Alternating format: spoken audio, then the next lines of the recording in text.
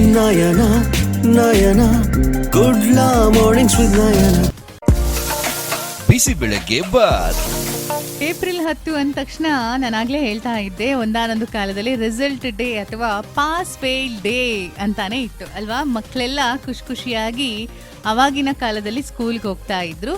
ಕೆಲವರಿಗೆ ಅಲ್ಪ ಸ್ವಲ್ಪ ಭಯ ಇದ್ದಿರ್ತಾ ಇತ್ತು, ಯಾಕಂದ್ರೆ ಮೊದಲೆಲ್ಲ ಫೇಲ್ ಆದ್ರೆ ಅದೇ ಕ್ಲಾಸಲ್ಲಿ ಕೂತ್ಕೋಬೇಕಿತ್ತು ಇನ್ನೊಂದು ವರ್ಷ. ಅದೊಂಥರ ನಾಚಿಕೆ ಅಂತ ಅನ್ನಿಸ್ತಾ ಇತ್ತು. ಆದ್ರೂ ಅವಮಾನ ಅಂತ ಅದನ್ನ ಆಗಿನ ಕಾಲದಲ್ಲಿ ತಗೊಳ್ತಾ ಇರ್ಲಿಲ್ಲ.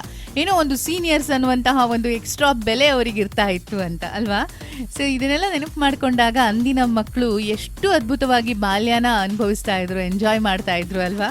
ಅಲ್ಲಿ ಫೇಲ್ ಆದ್ರೂ ಏನ್ ಮಹಾ ಕಳೆದು ಹೋಗಲ್ಲ ಜೀವನದಲ್ಲಿ ಅನ್ನೋ ತರ ಇತ್ತು. ಆದ್ರೆ ಈಗಿನ ಕಾಲದಲ್ಲಿ ಫೇಲ್ ಬಿಡಿ, ಮಾರ್ಕ್ಸ್ ಕಮ್ಮಿ ಬಂದ್ರೂ ಅದರಿಂದ ಏನೋ ಮುಳುಗೋಯ್ತು ಅನ್ನೋ ತರಹ ಆಡುವಂತಹ ತಂದೆ ತಾಯಿಗಳು ಅಲ್ವಾ. ಮಕ್ಕಳಿಗೂ ಎಲ್ಲೋ ಒಂದು ಕಡೆ ಒತ್ತಡ. ನೀನ್ ರ್ಯಾಂಕ್ ಬರಲೇಬೇಕು, ನೀನು ಅಷ್ಟು ಮಾರ್ಕ್ಸ್ ತೆಗಿಲೇಬೇಕು, ನೀನು ಅದನ್ನ ಮಾಡಲೇಬೇಕು. ನೋಡು ಪಕ್ಕದ ಮನೆಯವನು ಹಾಗಿದ್ದಾನೆ ಹೀಗಿದ್ದಾನೆ, ರಿಲೇಟಿವ್ಸ್ ಅಲ್ಲಿ ಹೀಗಿದ್ದಾರೆ ಹಾಗಿದ್ದಾರೆ ಅಂತ. ಇಂತಹ ಕಂಪ್ಯಾರಿಸನ್ಗಳು ಬಹಳ ಕಷ್ಟ ಅಂತ ಅನ್ಸುತ್ತೆ ಅಲ್ವಾ.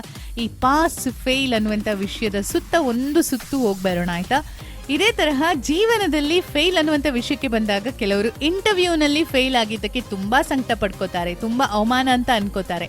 92.7 ಬಿಗ್ FM ಕುಡ್ಲಾ ಮಾರ್ನಿಂಗ್ಸ್ ಅಲ್ಲಿ ಮಾತಾಡ್ತಾ ಇರೋದು ನಾನು. ನನ್ನನ್ನು ಸೇರಿಸಿ ಪ್ರತಿಯೊಬ್ರು ಕೂಡ ಇಂಟರ್ವ್ಯೂಗಳನ್ನ ಎಷ್ಟನ್ನೋ ಫೇಸ್ ಮಾಡಿರ್ತಾರೆ.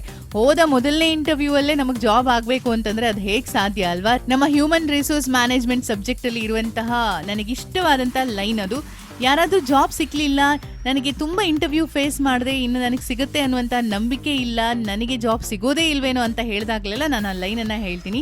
ರೈಟ್ ಪರ್ಸನ್ ರೈಟ್ ಜಾಬ್ ಅನ್ನುವಂಥದ್ದು ಯಾವಾಗ್ಲೂ ಮ್ಯಾಚ್ ಆಗಬೇಕು. ಅದೇ ಹ್ಯೂಮನ್ ರಿಸೋರ್ಸ್ ಮ್ಯಾನೇಜ್ಮೆಂಟ್ ಅಲ್ಲಿ ಇರುವಂತಹ ಒಂದು ದೊಡ್ಡ ಸಿದ್ಧಾಂತ ಅಂತ ಅನ್ಸೋದು ನನಗೆ. ಆ ಪೇಷನ್ಸ್ ಬೇಕು ವೆಯ್ಟ್ ಮಾಡೋದಕ್ಕೆ. 100 ಇಂಟರ್ವ್ಯೂನಾದ್ರೂ ಸರಿ ಫೇಸ್ ಮಾಡ್ತೀನಿ ಅಂತ. ಈ ಇಂಟರ್ವ್ಯೂ ಅಲ್ಲಿ ಫೇಲ್ ಆದ್ನಾ ಪರವಾಗಿಲ್ಲ, ಮುಂದೆ ಇನ್ನೊಂದು ಅವಕಾಶ ಇದೆ, ಟ್ರೈ ಮಾಡ್ತೀನಿ, ಎಷ್ಟರಲ್ಲಿ ರಿಜೆಕ್ಟ್ ಆಗ್ಬಹುದು. ಇಂತಹ ರಿಜೆಕ್ಷನ್ಗಳ ಭಯದಿಂದ ಹೊರಗಡೆ ಬರಬೇಕು. ಅಂಡ್ ತುಂಬಾ ಸಲ ಸೋತವ್ರೆ ಮುಂದೆ ಜೀವನದಲ್ಲಿ ಗೆಲ್ಲೋದು ಅನ್ನೋದು ಕೂಡ ಅಷ್ಟೇ ಸತ್ಯ. ನಾವು ಸೋಲನ್ನ ಯಾವಾಗ್ಲೂ ಅಲ್ಲಿ ಅವಕಾಶವನ್ನಾಗಿ ಹುಡುಕೋಬೇಕು, ಚಾಲೆಂಜ್ ಆಗಿ ಸ್ವೀಕಾರ ಮಾಡಬೇಕು. ಆಗ ಖಂಡಿತ ಗೆದ್ದೇ ಗೆಲ್ತೀವಿ. ಒಂದು ಮಾತ್ರ ನೆನಪಲ್ಲಿ ಇಟ್ಕೊಂಡಿರ್ಬೇಕು, ಇಂಟರ್ವ್ಯೂನಲ್ಲಿ ಸೋತಿದ್ದು ನಾನ್ ಮಾತ್ರ ಅಲ್ಲ, ಈ ಜಗತ್ತಲ್ಲಿ ಎಷ್ಟೋ ಜನ ಎಷ್ಟೋ ಇಂಟರ್ವ್ಯೂ ಅಲ್ಲಿ ಸೋತಿದ್ದಾರೆ ಅಂಡ್ ಮತ್ತೆ ಗೆದ್ದಿದ್ದಾರೆ ಅನ್ನೋದು ಅಷ್ಟೇ ಸತ್ಯ. ಯಾವ ಸೋಲು ಕೂಡ ಶಾಶ್ವತ ಅಲ್ಲ, ಅದೇ ತರಹ ಯಾವ ಗೆಲುವು ಕೂಡ ಶಾಶ್ವತ ಅಲ್ಲ. ಇದನ್ನ ತಲೆಯಲ್ಲಿ ಇಟ್ಕೊಂಡ್ರೆ ಸೋಲಿನ ಭಯ ಅನ್ನೋದು ಕಾಡೋದಿಲ್ಲ ಅಲ್ವಾ. ಅಂಡ್ ಸೋತಾಗ್ಲೂ ಅದರಲ್ಲೇ ಅವಕಾಶವನ್ನ ಹುಡುಕುವವನೇ ನಿಜವಾದಂತಹ ಹೋರಾಟಗಾರ. ಏನಂತೀರಾ? ಸೋಲಿನಿಂದ ಬೇಗ ಪಾಠ ಕಲ್ತ್ಕೋಬೇಕು ಅಷ್ಟೇ. ಅಂಡ್ ಇನ್ನೊಂದೇನಪ್ಪಾ ಅಂತ ಹೇಳಿದ್ರೆ, ಈ ಹುಡುಗ ನೋಡೋದಕ್ಕೆ ಹೋದಾಗ ಫೇಲ್ ಆಗ್ತೀನಿ ಅನ್ನುವಂತಹ ಭಯ. ನಿಮಗ್ ಗೊತ್ತಾ, ಎಷ್ಟೋ ಜನ ಡೈರೆಕ್ಟ್ ಫೇಸ್ ಟು ಫೇಸ್ ಮಾತಾಡೋದಕ್ಕೆ ಹೋಗೋದಿಲ್ವಂತೆ ಈಗಿನ ಕಾಲದಲ್ಲೂ ಸಹ. ಯಾಕಂದ್ರೆ ಆ ರಿಜೆಕ್ಷನ್ ನ ಭಯ ಅನ್ನೋದಿರುತ್ತೆ ಅಲ್ವಾ, ಅದು ಯಾರನ್ನೂ ಕೂಡ ಬಿಡೋದಿಲ್ಲ ನೋಡಿ. ಆದ್ರೆ ನಾನ್ ಹೇಳೋದು, ಹುಡುಗಿ ಆದ್ರೂ ಸರಿ, ನಾವು ಸರಿಯಾದಂತಹ ಒಂದು ಮ್ಯಾಚ್ ಸಿಗೋ ತನಕ ರಿಜೆಕ್ಷನ್ಗಳನ್ನ ಅನುಭವಿಸಲೇಬೇಕಾಗತ್ತೆ, ಇನ್ನೊಬ್ಬರನ್ನ ರಿಜೆಕ್ಟ್ ಕೂಡ ಮಾಡಲೇಬೇಕಾಗತ್ತೆ. ಅದರ ಅರ್ಥ ಅವರಲ್ಲಿ ಕ್ವಾಲಿಟೀಸ್ ಇಲ್ಲ ಅಂತಲ್ಲ, ಅಥವಾ ಅವರೇನು ಕೆಲಸಕ್ಕೆ ಬಾರದವರು ಅಂತೇನಲ್ಲ. ಆ ಹುಡುಗನಿಗೂ ಆ ಹುಡುಗಿಗೂ ಮ್ಯಾಚ್ ಆಗ್ತಾ ಇಲ್ಲ ಅಷ್ಟೇ ಬಿಟ್ರೆ ಅಲ್ಲಿ ಆ ಹುಡುಗನ ಅಥವಾ ಹುಡುಗಿಯ ಕೊರತೆಗಳನ್ನ ಹೇಳೋ ಹಾಗೆ ಇಲ್ಲ. ಇದೊಂಥರ ಮೂರ್ಖತನ ಅಂತ ನನ್ಗನ್ಸೋದು ಯಾವಾಗ್ಲೂ ಅಲ್ವಾ. ಸೊ ನೀವು ಕೂಡ ಹಾಗೆ ನಿಮಗೆ ಸರಿಯಾದಂತಹ ಜೀವನ ಸಂಗಾತಿ ಸಿಗೋ ತನಕ ಈ ರಿಜೆಕ್ಷನ್ಗಳು ಅಥವಾ ರಿಜೆಕ್ಟ್ ಮಾಡೋದು ಇದ್ದದ್ದೇ. ಆದ್ರೆ ಅದನ್ನ ಇನ್ನೊಬ್ಬರಿಗೆ ಹರ್ಟ್ ಆಗದೆ ಇರೋ ರೀತಿಯಲ್ಲಿ ಮಾಡೋದು ಕೂಡ ಅಷ್ಟೇ ಇಂಪಾರ್ಟೆಂಟ್ ಅಲ್ವಾ. ಅಂಡ್ ಅದನ್ನ ಅಲ್ಲಿಗೆ ಬಿಟ್ಟು ಬಿಡಬೇಕು. ಒಂದಿಷ್ಟು ಕಮೆಂಟ್ಗಳನ್ನ ಮಾಡೋದು, ಕೆಲವೊಮ್ಮೆ ಎಂಗೇಜ್ಮೆಂಟ್ ಕೂಡ ಆಗಿರುತ್ತೆ, ಮದುವೆಗೆ ಹತ್ರ ಇದೆ ಅಂತ ಹೇಳುವಾಗ ಇದ್ದಕ್ಕಿದ್ದ ಹಾಗೆ ಅಲ್ಲಿ ಆ ಮದುವೆ ಅನ್ನೋದು ಕ್ಯಾನ್ಸಲ್ ಆಗ್ಬಿಡುತ್ತೆ. ಆಗ ಪರಸ್ಪರ ಆರೋಪ ಮಾಡೋದು ನೋಡ್ಬೇಕು, ಅವ್ರು ಹಾಗೆ ಇವ್ರು ಹೀಗೆ. ನನಗೆ ಅದ್ರಲ್ಲಿ ಏನು ಅನ್ಸೋದೇ ಇಲ್ಲ. ಯಾಕಂದ್ರೆ ಆ ಹುಡುಗ ಮತ್ತೆ ಹುಡುಗಿ ಮದುವೆ ಆದ್ರೆ ಮದುವೆ ಆಗಿ ಡಿವೋರ್ಸ್ ಮಾಡ್ಕೊಳ್ಳೋದಕ್ಕಿಂತ ಈಗಲೇ ಡಿವೋರ್ಸ್ ಮಾಡ್ಕೊಂಡಿದ್ದಾರೆ, ಪುಣ್ಯ.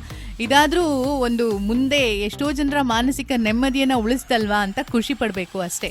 ಅದಕ್ಕಿಂತ ಮೊದಲು, ಹೆಜ್ಜೆ ಇಡೋದಕ್ಕಿಂತ ಮೊದಲು ಸರಿಯಾದ ರೀತಿಯಲ್ಲಿ ಯೋಚನೆ ಮಾಡೋದು ಕೂಡ ಇಂಪಾರ್ಟೆಂಟ್ ಆಗಿರುತ್ತೆ ಅನ್ನೋದನ್ನ ಕೂಡ ಅರ್ಥ ಮಾಡ್ಕೋಬೇಕು. ಯಾವುದು ಕೂಡ ಸಮಾಜಕ್ಕೆ ಹೊರೆ ಅಂತ ಅನ್ಸ್ಬಾರ್ದು ಅಲ್ವಾ.